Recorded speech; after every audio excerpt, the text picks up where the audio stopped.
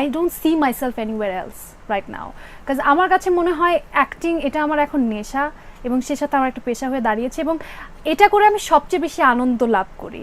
এখন আপনি ধরেন আপনি একটা খুব ভালো স্কলার, আপনার ইচ্ছা হচ্ছে আপনি ইঞ্জিনিয়ার হবেন, আপনি ওটা দিয়ে ড্রিভেন, তাহলে আপনি অবশ্যই সেটাই যাওয়া উচিত, আপনার নিজের প্যাশনটাকে ফলো করা উচিত।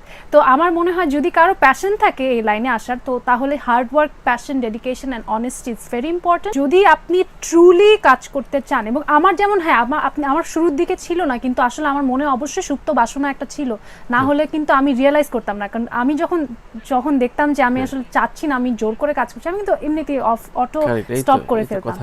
সো এই কারণে হচ্ছে আমি অবশ্যই চাইতাম, আমি সবসময় ক্রিয়েটিভ লাইনেই ছিলাম, ক্রিয়েটিভ সেক্টরেই সবসময় আমি অ্যাক্টিভ ছিলাম।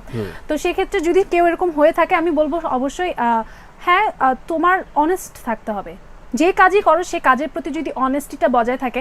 আমি কোনো প্ল্যাটফর্ম থেকে আসিনি, আমি একদম ইন্ডিপেন্ডেন্ট একটা পার্সন। আমার ফ্যামিলিতে প্রথম আমি, আমার বাবা বা মার ফ্যামিলি থেকে প্রথম আমি হচ্ছে কাজ করছি ইন্ডাস্ট্রিতে, মিডিয়াতে। তো অবশ্যই আমি কোনো জায়গা থেকে এমন কোনো সাপোর্ট বা আমাকে বলে না nepotism, I didn't get any of that. So এজন্য আমি যদি সৎ পথে এগোতে থাকে বা কেউ যদি সৎ পথে এগোতে থাকে তার লক্ষ্যের উদ্দেশ্যে, আল্লাহ তাআলা অবশ্যই তাকে সফল করে।